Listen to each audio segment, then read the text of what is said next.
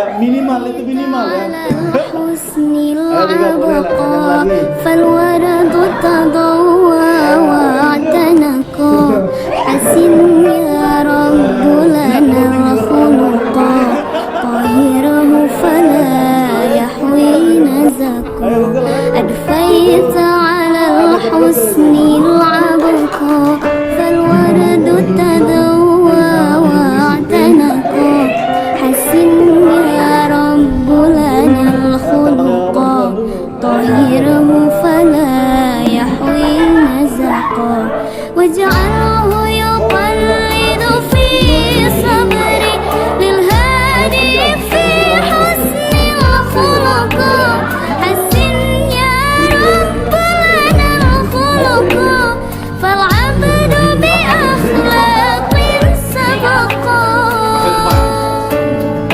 واجعله يقلد في صبري للهادي في حسن الخلق حسن يا رب لنا الخلق فالعبد بأخلاق سبقا.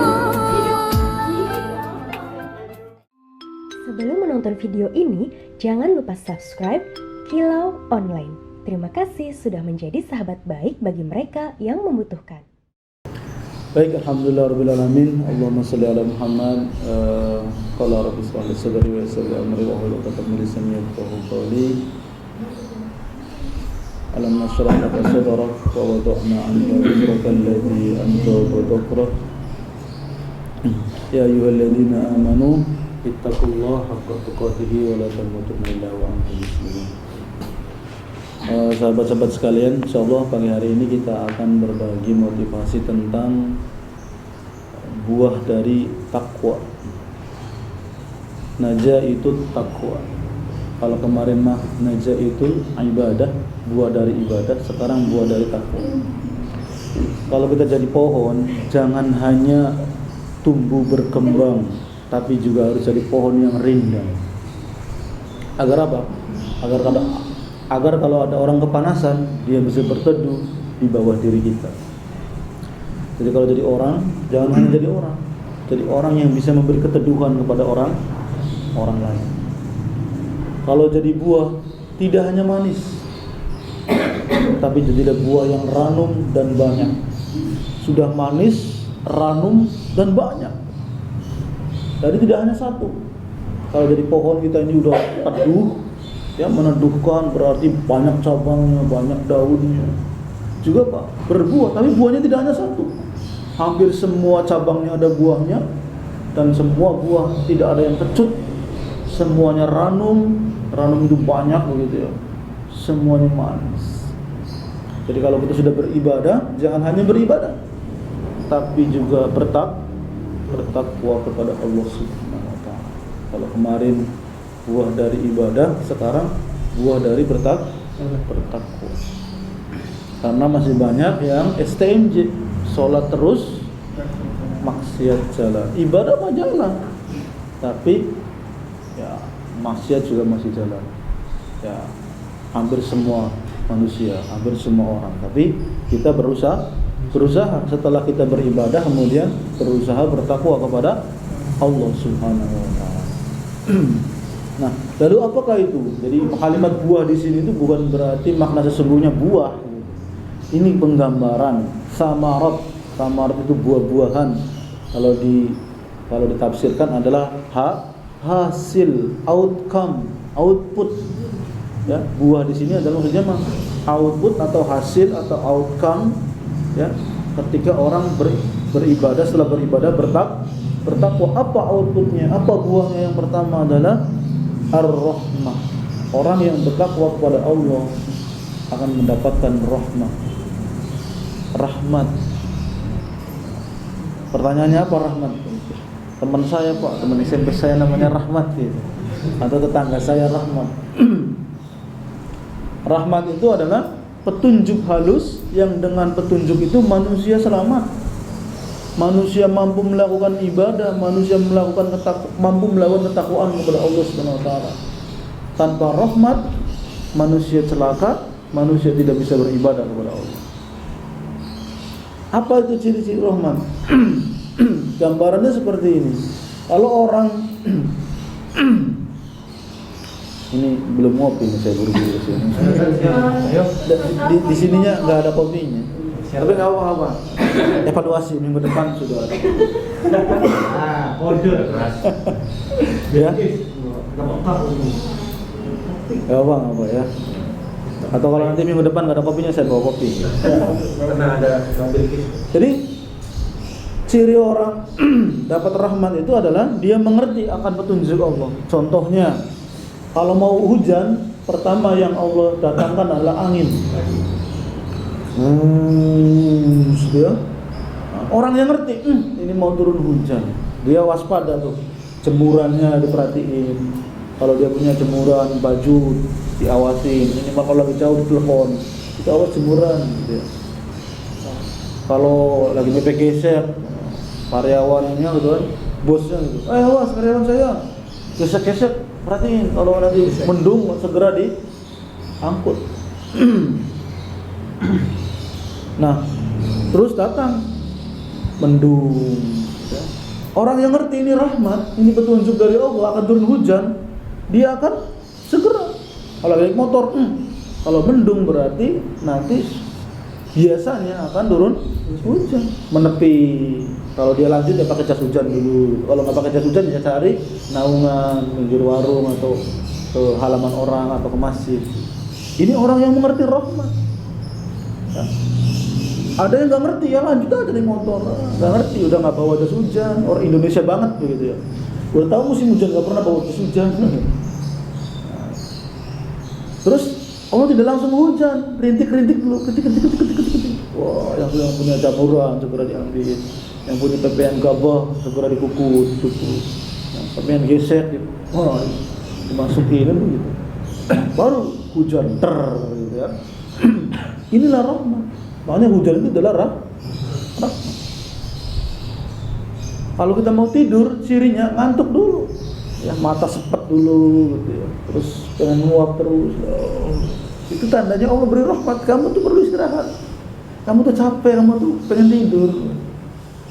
Atau kamu tuh makannya kekenyangan, pengen tidur terus gitu. Maka kalau kita ngerti rahmat, jangan diteruskan nyupir tuh. Menepi dulu, kalau ngeliyep dulu, tidur dulu gitu ya. Atau kalau nggak mau tidur, tinggal ngopi dulu, mencegah ngantuk dulu kan gitu. Sudah hilang ngantuknya, berangkat lagi naik mobil. Begitu, jangan dipaksakan terus. Kenapa? Kalau orang tidak mengerti rahmat dari Allah Subhanahu wa taala, celaka baginya. Ya, dia ngantuk terus aja. Ya tiba-tiba tidur. Jalannya enak, nggak ada gejelugan gitu ya. Kalau betapa seringnya kita karena saking jalannya enak, motornya nyaman, beli kerasa, bari merem beli kerasa. Untungnya Allah masih kasih lindungan gitu ya. Udah pinggir bangun jenggelek aja langsung kepo. Sering ya, saya juga pernah gitu. Nah, ini enggak karena mengabaikan rahmat dari Allah. Nah, makanya andaikan Allah tidak memberi rahmat, orang naik mobil langsung, naik motor langsung kasih tidur, gimana? Kecelakaan. Ya, enggak ada rahmat lagi, enggak ada ngantuk lagi, enggak ada apa lagi. Kliap begitu. Ya langsung nabrak, langsung ngantuk. Mules itu rahmat. Bayangin kalau nggak mules dulu langsung keluar. Waduh. Ya. Berceceran. Siapa yang masih jomblo ini? Lagi ngelamar di mertua begitu kan? Berceceran dulu. Pak, saya mau ngelamar anak papa, tiba-tiba keluar gitu. Waduh. Jos. Bisa nggak diterima lamarannya. Itu adalah rahmat. Orang yang bertakwa kepada Allah dapat rahmat. Senantiasa dapat petunjuk dari Allah Subhanahu wa taala. Kamu mau ke kota, kata Allah, pakai helm, nurut. Peligani baik, pakai helm, pakai jaket, bawa surat-surat. Ternyata ada pemeriksaan, ada operasi polisi, ya kata hilang. Ini orang dapat rahmat. Baik, buah apalagi dalam kehidupan ya. Banyak petunjuk Allah Subhanahu wa taala. Termasuk kita bisa mengamalkan ibadah itu karena rahmat Allah. Kita tahu istighfar itu luar biasa keutamaannya. Tapi ada orang yang tidak dapat rahmat, gak bisa istighfar sehari ini. Berarti ada dosa apa yang menghalangi dia untuk tidak bisa beristighfar. Tahu keutamaan baca Quran, tapi apa? Ada orang yang gak bisa baca Quran sehari ini karena rahmatnya terhalangi oleh apa? Oleh kesia-siaan dan oleh kemaksiatan. Jadi hukuman itu apa? Hukuman itu adalah engkau terhalangi dari rahmat Allah sehingga tidak bisa sholat tahajud, sehingga tidak bisa tilawah Quran, sehingga tidak bisa zikir istighfar. Berarti rahmat kita terhalangi. Kita tahu keutamaan sholawat, tapi ada orang yang nggak bisa sholawat sehari pun. Ya, tidak. Kemarin sholawatnya enggak, lupa. Nah, itu berarti rahmatnya tidak dapat. Ya. Maka kita senantiasa minta pertolongan Allah agar senantiasa dirahmati untuk beribadah kepada Allah Subhanahu wa taala. Salah satunya itu dengan cara bertakwa, maka Allah beri rahmat agar kita bisa menjalankan ibadah-ibadah yang lainnya. Kemudian buah dari bertakwa yang kedua adalah al-furqan. Tahu furqan? Itu Pak pemain film. Furqan adalah pembeda atau beda banget gitu ya. Jadi apakah sama malam dengan siang? Beda. Apakah sama gelap dan terang? Beda. Apakah sama bercahaya dan gelap gulita? Berbeda. Orang yang bertakwa akan diberi pembedaan, akan diberi difference gitu ya. Ibarat yang lain mah kerikil, orang yang bertakwa adalah mutiara. Begitu. Orang yang bertakwa bisa membedakan baik dan buruk. Ada suatu tawaran bisnis, ya, bisnis ini, bisnis itu, investasi. Orang yang bertakwa dapat rahmat, dapat pembeda, bisa dibedakan. Ini bisnis abal-abal, ini bisnis tipu-tipu, ya. Ini bisnis yang money game, kligane bahasa Jawanya itu. Orang yang bukan bisa nggak bisa ikut bisnis ini. Sudah berjalan bisnis itu ternyata bisnis itu penipu, banyak orang yang ketipu dan sebagainya. Tapi orang yang bertakwa tahu, bisa membedakan. Bukan hanya bisa membedakan, tapi juga bisa menjauhi keburukan dan bisa mendekati kebaikan. Bukan hanya membedakan baik dan buruk, tapi juga bisa menjauhi keburukan dan mendekati kebaikan. Itulah orang yang bertakwa. Diberi pembeda, udah orangnya dibedakan, dalam arti dibedakan itu lebih dimuliakan. Ya, sesungguhnya kalian yang paling mulia di sisi Allah adalah karena ketakwaannya saja. Jadi secara vertikal, secara horizontal kedudukan manusia itu, kenapa kamu ada di sini? Karena saya nyaman, Pak. Karena saya di sini dihargai, karena saya di sini dikenal. Karena saya dengan dia itu nyaman, aman, dikenal, dihargai, dibutuhkan.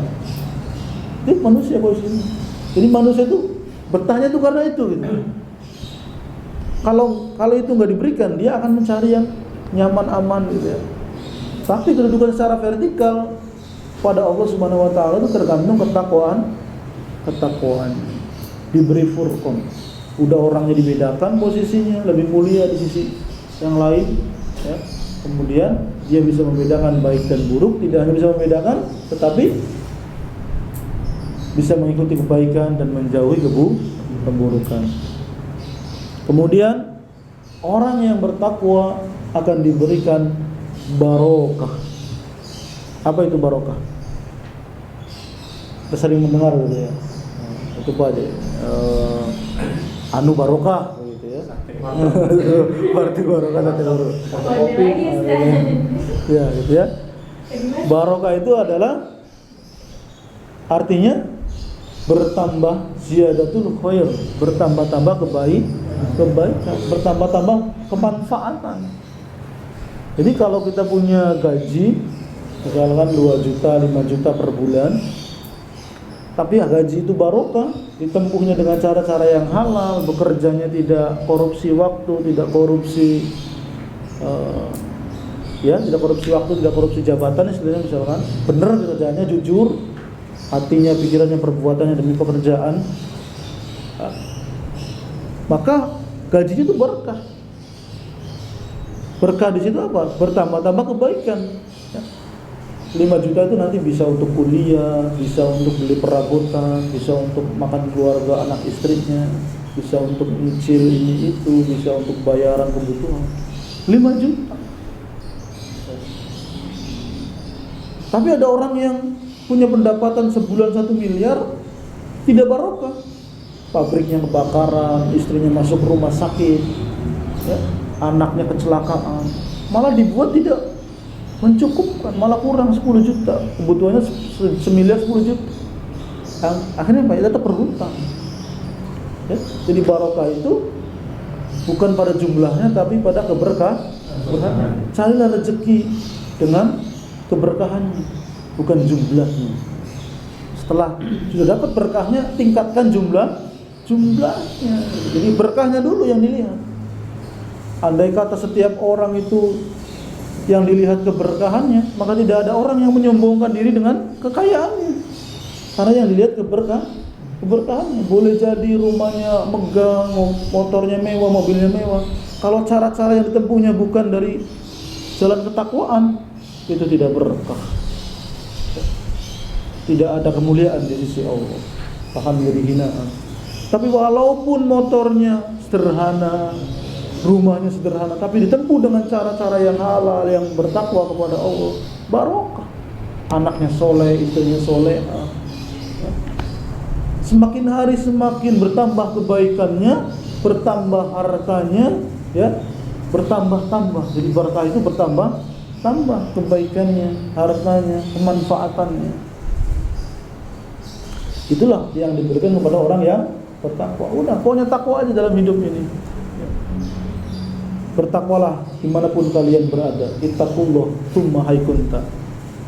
Maka Allah berikan keberkahan, manfaat yang luar biasa. Kemudian tadi kalau kunci keberkahan apa Pak? Nah, kunci keberkahan itu meninggalkan kesia-siaan. Seperti Utsman bin Affan, sampai hari ini hartanya tetap mengalir, sumurnya masih ada, hartanya, hotelnya, ya, ada hotel Du'afa namanya di Madinah. Kalau nginep di hotel itu gratis menurut para kiai, para kemarin yang pernah ke sana. Itu apa? Dari hartanya Utsman bin Affan. Berkah.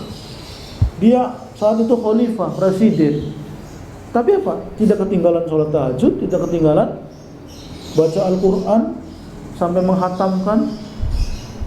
Kita presiden bukan, ya, gubernur bukan, ya, orang kaya bukan.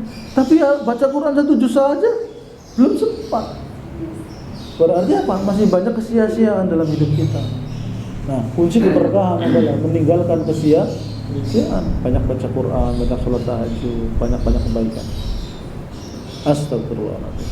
Baik, kemudian buah dari ketakwaan adalah selanjutnya adalah makhraja. Makhraja itu tempat keluarnya, rumah. Ada makhrajul huruf, tempat keluarnya huruf, atau jalan keluar. Atau yang dikenal dengan sekarang disingkat menjadi solusi. Ya. Orang yang bertakwa akan diberikan solusi. Wa may yattaqillaha yaj'al lahu makhraja. Siapa yang bertakwa kepada Allah diberikan jalan keluar. Hidup adalah masalah, dari masalah satu ke masalah yang lainnya. Maka kita harus berterima kasih kepada masalah. Dengan masalah kita punya pekerjaan.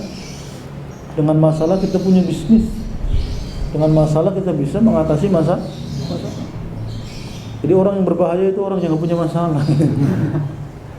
Ya, orang gila nggak punya masalah. Dalam artian di sini dengan masalah kita hidup, atau hidup itu adalah masalah itu sendiri. Mudah saja bagi Allah. Saya bingung, besok UTS, besok UAS harus bayar 3 juta. Tiba-tiba ada yang telepon, ini kamu bisa bikin websitenya? Bisa. Berapa? 5 juta. Oh, transfer. Alhamdulillah, bisa buat bayar kuliah. Jadi jangan khawatir, selama kita bertakwa kepada Allah, jangan khawatir dalam hidup itu. Yang jomblo sampai nikah. Kalau kita terus bertakwa sama Allah, banyak yang nawarin itu. Saya dipanggil, ini ada akhwat 4, mau pilih yang mana? Masya Allah. Bingung saya. Wah. Nah, gitu ya. Jadi jangan khawatir dalam hidup. Selama kita bertakwa kepada Allah, berbaju takwa, memakai takwa kepada Allah, senantiasa Allah berikan solusi. Jangan khawatir gitu ya. Ini sudah jam 9, gimana? Bersambung saja apa diselesaikan? Bersambung saja ya. Baik, alhamdulillah, mudah-mudahan ada manfaatnya. Senantiasalah kita bertakwa kepada Allah dimanapun berada, karena takwa itu adalah diberi rahmat, diberi furqan, diberi makhraja. Nanti selanjutnya kita sambung ya, kalau ada kesempatan, ada umur, ada waktu, mudah-mudahan pekan depan masih bisa disambung ya.